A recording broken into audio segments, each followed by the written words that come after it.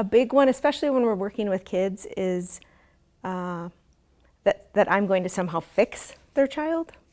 And I try to dispel that pretty quickly, that we're now a team and we have to work together. I'm going to spend 1 hour a week or 1 hour every other week with your child.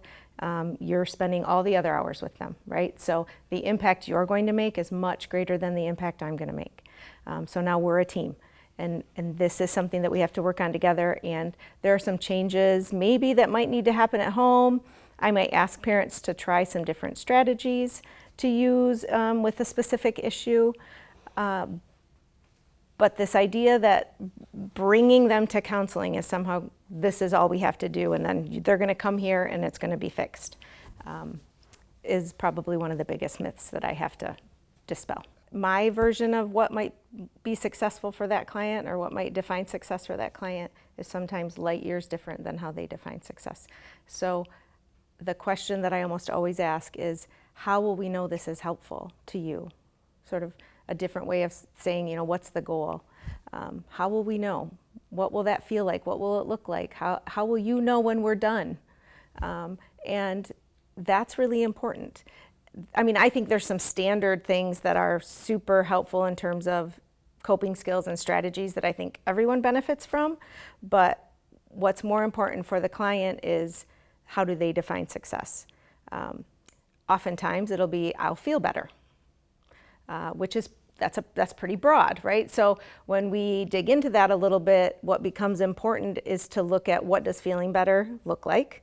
And if their version of that is that I don't want to feel anxious again, I never want to feel sad again or depressed again or scared again or whatever that might be, we have to really look at how realistic that might be.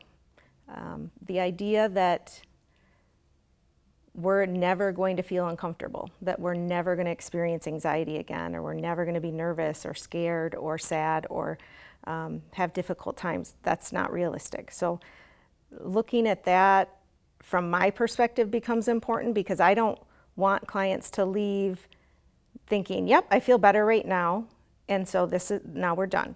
I want them to leave knowing I now have a toolbox that equips me to deal with whatever comes up next, and that feeling anxious and sad and scared and vulnerable and all of those things is a normal part of being human, and I just need it to be manageable.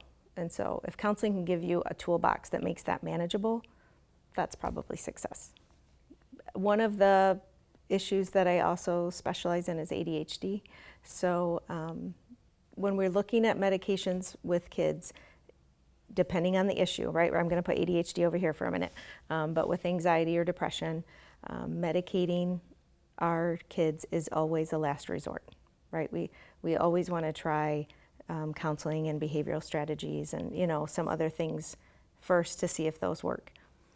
There are times though where we are doing that and we're trying to develop that toolbox that we talked about and giving them those coping skills, and we're not seeing improvement.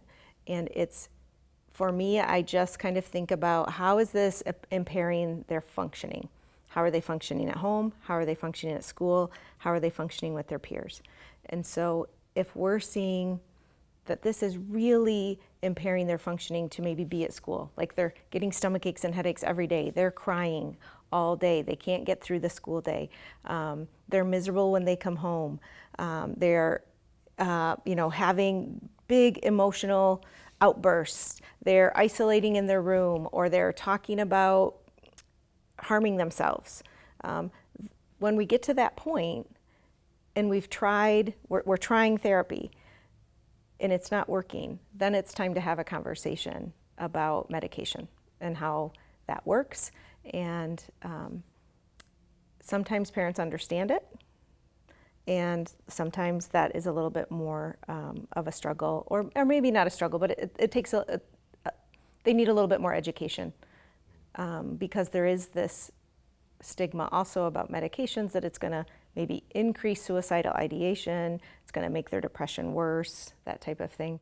And I can honestly say, in the 20 years I've been practicing, I've seen that happen one time. It does not mean that they might not have some other side effects from a medication.